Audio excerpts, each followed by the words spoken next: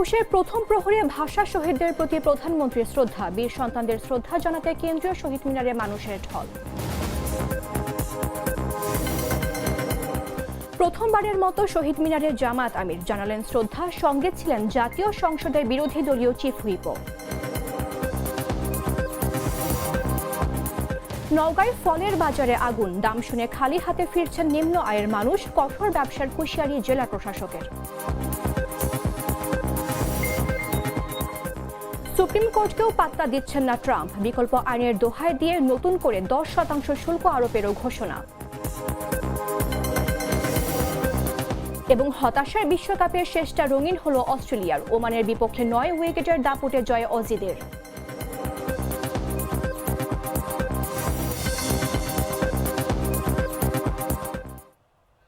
আমন্ত্রণ বেলা 11টা নিউজে, আপনাদের সাথে রয়েছে আমি মামদুহা রাইসা। তো মশলা বদলে ফেলেছি, এবার আপনিও বদলে ফেলুন। একবার প্রাণ গুঁড়া মশলা ব্যবহার করেই দেখুন। আজ আন্তর্জাতিক মাতৃভাষা দিবস ও মহান শহীদ দিবস। এ উপলক্ষে একুশের প্রথম প্রহরে কেন্দ্রীয় শহীদ মিনারে ভাষা শহীদদের প্রতি শ্রদ্ধা জানিয়েছেন প্রধানমন্ত্রী তারেক রহমান। রাত 12টা 8 মিনিটে পুষ্পস্তবক অর্পণ ও নীরবতা পালনের মাধ্যমে তিনি শহীদদের স্মৃতির প্রতি সম্মান জানান। এ সময় মন্ত্রী পরিষদের সদস্য, রাজনৈতিক নেতৃবৃন্দ ও বিভিন্ন স্তরের মানুষ উপস্থিত ছিলেন। মহান শহীদ দিবস ও আন্তর্জাতিক মাতৃভাষা দিবস উপলক্ষে একুশের প্রথম প্রহরে কেন্দ্রীয় শহীদ মিনারে ভাষা শহীদদের প্রতি গভীর শ্রদ্ধা নিবেদন করেছেন প্রধানমন্ত্রী তারেক রহমান। শুক্রবার দিনগত রাত 12টা 8 মিনিটে কেন্দ্রীয় শহীদ মিনারে পুষ্পস্তবক অর্পণের মাধ্যমে তিনি ভাষা শহীদদের স্মৃতির প্রতি গভীর শ্রদ্ধা জানান।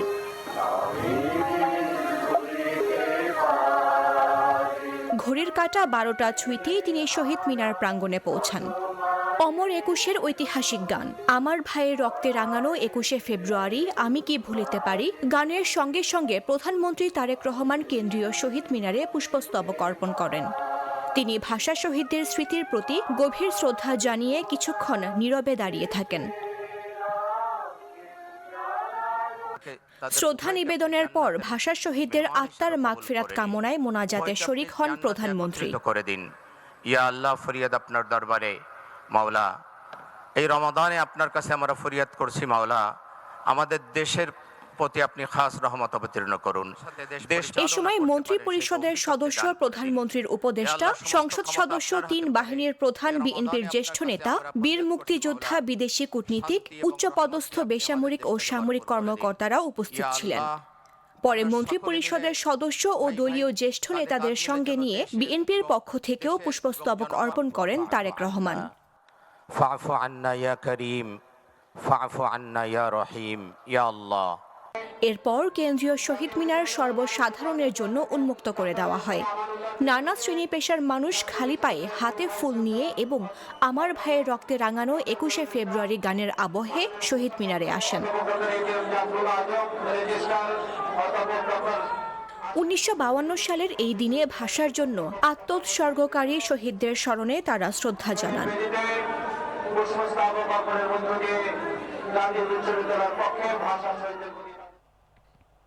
বীর সন্তানদের শ্রদ্ধা জানাতে একুশের প্রথম প্রহর থেকেই কেন্দ্রীয় শহীদ মিনারে নেমেছে মানুষের ঢল। রাষ্ট্রপতি ও প্রধানমন্ত্রীর শ্রদ্ধা নিবেদনের মধ্য দিয়ে আনুষ্ঠানিকতা শুরুর পর উন্মুক্ত করা হয় সর্বসাধারণের জন্য। এরপর শ্রদ্ধা জানান রাজনৈতিক, সামাজিক ও সাংস্কৃতিক সংগঠনের নেতাকর্মী সহ নানা শ্রেণী পেশার মানুষ। মহান শহীদ দিবস ও আন্তর্জাতিক মাতৃভাষা দিবস উপলক্ষে একুশের প্রথম প্রহর থেকেই কেন্দ্রীয় শহীদ মিনার প্রাঙ্গণে নেমেছে সর্বস্তরের মানুষের ঢল। ভাষা শহীদদের প্রতি শ্রদ্ধা জানাতে রাত 12টার আগেই বিভিন্ন শ্রেণী পেশার মানুষ ফুল হাতে জড়ো হন শহীদ মিনারের আশপাশের এলাকায়। একুশের প্রথম প্রহরে রাষ্ট্রপতি ও প্রধানমন্ত্রীর শ্রদ্ধা নিবেদনের মধ্য দিয়ে আনুষ্ঠানিকতা শুরু হয়। এরপরই সাধারণ মানুষের জন্য উন্মুক্ত করে দেওয়া হলে ধীরে ধীরে বাড়তে থাকে জনসমাগম। শুক্রবার দিনগত রাত 1টায় সরেজমিনে কেন্দ্রীয় শহীদ মিনার এলাকায় দেখা যায় রাজনৈতিক দল, সামাজিক সাংস্কৃতিক সংগঠন, শিক্ষা প্রতিষ্ঠান সহ বিভিন্ন সংগঠন পর্যায়ক্রমে পুষ্পস্তবক অর্পণ করে ভাষা শহীদদের স্মৃতির প্রতি গভীর শ্রদ্ধা জানাচ্ছে। শহীদ মিনারে অনেককে খালি পায়ে প্রভাত ফেরিতে অংশ নিতে দেখা যায়। কারো হাতে ছিল জাতীয় পতাকা, কারো হাতে ব্যানার ফেস্টুন। এ সময়ে আমার ভাইয়ের রক্তে রাঙানো ২১শে ফেব্রুয়ারি গানটি ভাষা শহীদদের কথা স্মরণ করিয়ে দেয়। আইন শৃঙ্খলা রক্ষাকারী বাহিনীর কঠোর নিরাপত্তা ব্যবস্থার মধ্য দিয়ে শান্তিপূর্ণ পরিবেশে সবাই শ্রদ্ধা নিবেদন করেন। ১৯৫২ সালের ভাষা আন্দোলনে আত্মদানকারী শহীদদের স্মরণে প্রতি বছর ২১ ফেব্রুয়ারি মহান শহীদ দিবস পালন করা হয়। দিবসটি আন্তর্জাতিক মাতৃভাষা দিবস হিসেবেও বিশ্বজুড়ে পালিত হচ্ছে, যা ভাষাগত বৈচিত্র্য ও মাতৃভাষার মর্যাদা রক্ষার। কেন্দ্রীয় শহীদ মিনারের সবশেষ তথ্য জানাতে এই মুহূর্তে সেখানে আছেন সহকর্মী ইসমাইল সিরাজি। সরাসরি যাচ্ছে তার কাছে। প্রভাত ফেরি আমায় নেবে সঙ্গে, বাংলা আমার বচন, আমি জন্মেছি এই বঙ্গে। কবি আল মাহমুদের এই কবিতার মতো সকাল থেকেই আমরা দেখছি যে কেন্দ্রীয় শহীদ মিনারে প্রভাত ফেরির যে ঢল সেটি কিন্তু আমরা লক্ষ্য করতে পেরেছি এবং সর্বস্তরের মানুষ ভাষা শহীদদের শ্রদ্ধা জানাতে এই কেন্দ্রীয় শহীদ মিনারে আসছেন। ভোর থেকেই আমরা যে ঢল দেখতে পাচ্ছি, বেলা বাড়ার সঙ্গে সঙ্গে সেই মানুষের ঢল কিন্তু বৃদ্ধি পাচ্ছে এবং আপনারা দেখছেন যে আমার পিছনে কিন্তু সর্বস্তরের মানুষ তারা ভাষা শহীদদের শ্রদ্ধা নিবেদন করছেন। এছাড়া আমি আরেকটি বিষয় জানাতে চাই যে ২১-এর প্রথম প্রহরে ১২টা ১ মিনিটে রাষ্ট্রপতি এবং পরবর্তীতে প্রধানমন্ত্রী এবং বিরোধী দল ১১ দলীয় জোট তারা শ্রদ্ধা নিবেদন করে। এরপর থেকে মূলত জনসাধারণের জন্য উন্মুক্ত করে দেওয়া হয় এই কেন্দ্রীয় শহীদ মিনার। এখনও চলছে, তবে এই যতক্ষণ মানুষের ঢল থাকবে ততক্ষণ পর্যন্ত এই প্রভাত ফেরি চলবে বলে এই শহীদ মিনার কর্তৃপক্ষ তারা কিন্তু জানিয়েছেন। দর্শক, এই ছিল ঢাকা বিশ্ববিদ্যালয় কেন্দ্রীয় শহীদ মিনার থেকে সর্বশেষ চিত্র। বাছাইকৃত লাল সরিষার দানা থেকে তৈরি হয় প্রাণ সরিষার তেল, আসল ঝাঁঝে আসল স্বাদে। শহীদ দিবস ও আন্তর্জাতিক মাতৃভাষা দিবস উপলক্ষে প্রথমবারের মতো ভাষা শহীদদের শ্রদ্ধা জানালেন জামায়াতে ইসলামীর আমির ও বিরোধী দলীয় নেতা ডাক্তার শফিকুর রহমান। শুক্রবার দিনগত রাত ১২টা ২৪ মিনিটে শহীদ বেদিতে পুষ্পস্তবক অর্পণ করেন তিনি। শ্রদ্ধা নিবেদন শেষে ভাষা শহীদদের রুহের মাগফিরাত কামনায় মোনাজাত করেন।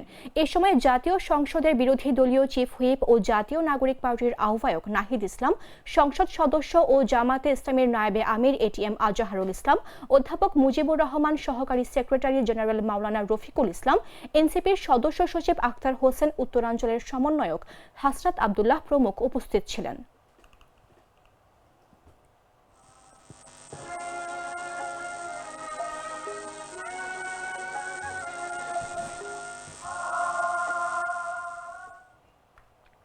পবিত্র রমজানের সারা দিন রোজা রাখার পর পুষ্টির চাহিদা মেটাতে ইফতারে ফলের কদর থাকে তুঙ্গে। তবে নওগাঁর বাজারে সেই চাহিদাকে পুঁজি করে ফলের দাম বাড়ানো হয়েছে অস্বাভাবিক হারে। গত ৩ দিনের ব্যবধানে দেশি বিদেশি প্রতিটি ফলের দাম কেজিতে ২০ থেকে ৮০ টাকা পর্যন্ত বৃদ্ধি পেয়েছে। ফলে অনেক হতদরিদ্র ক্রেতা বাজারে এসেও পছন্দের ফল না কিনে খালি হাতেই ফিরে যাচ্ছেন। রমজান শুরুর আগের তুলনায় বর্তমানে প্রায় সব ফলের দাম আকাশছোঁয়া।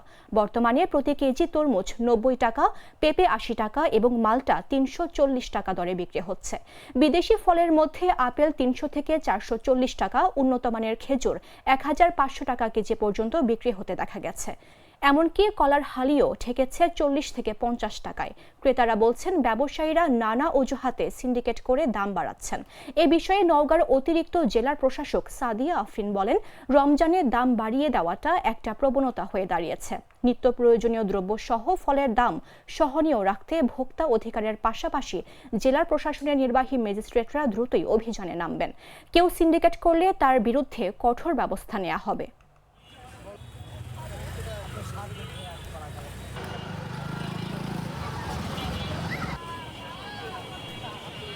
প্রাণ কফি ক্যান্ডি, কররা কফি, কঠিন স্বাদে, হাইকে বলো বাই। জানাবো আন্তর্জাতিক সংবাদ।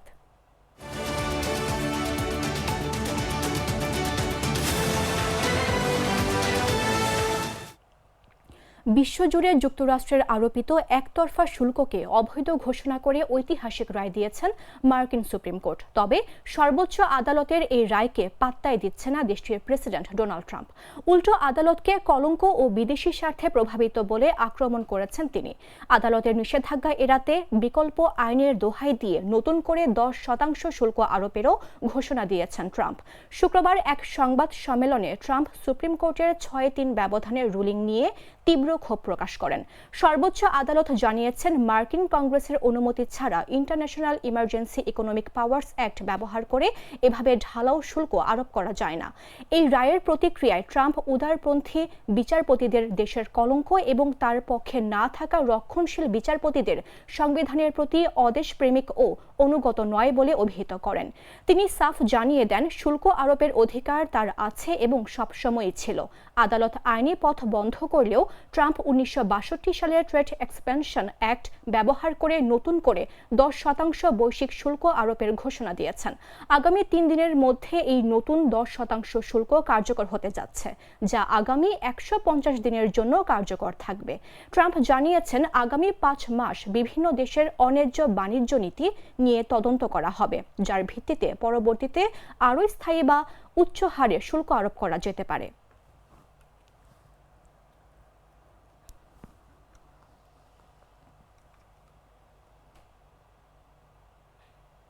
সংবাদ শেষ করব খেলার খবর জানিয়ে।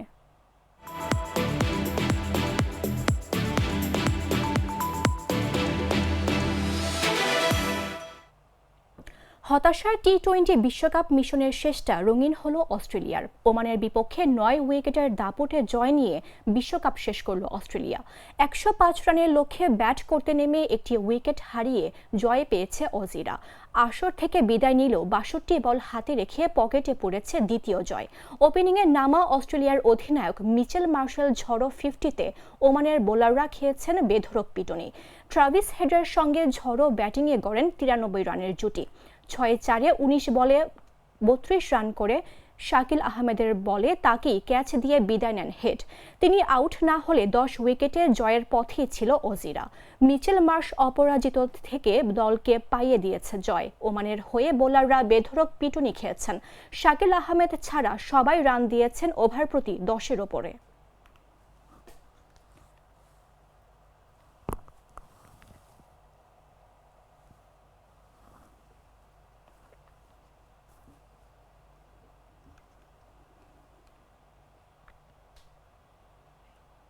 সংবাদ শেষ করার পূর্বে শিরোনামগুলো জানিয়ে দিচ্ছি আরও একবার।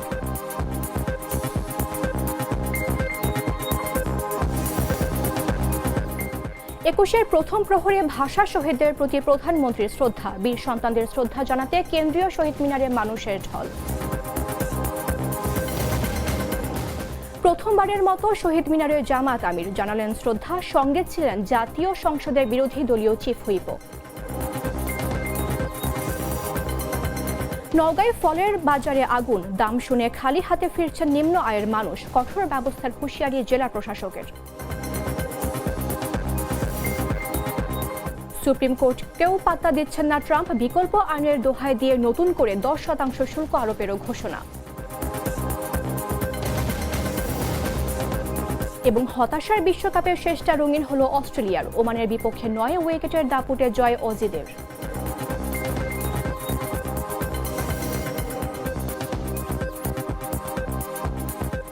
দর্শক, এই ছিল এখনকার মতো। প্রতি মুহূর্তে সর্বশেষ খবর জানতে ভিজিট করুন jagonews24.com। ফলো করুন আমাদের ভেরিফাইড ফেসবুক পেজ এবং সাবস্ক্রাইব করুন জাগো নিউজের ইউটিউব চ্যানেল। ধন্যবাদ সবাইকে।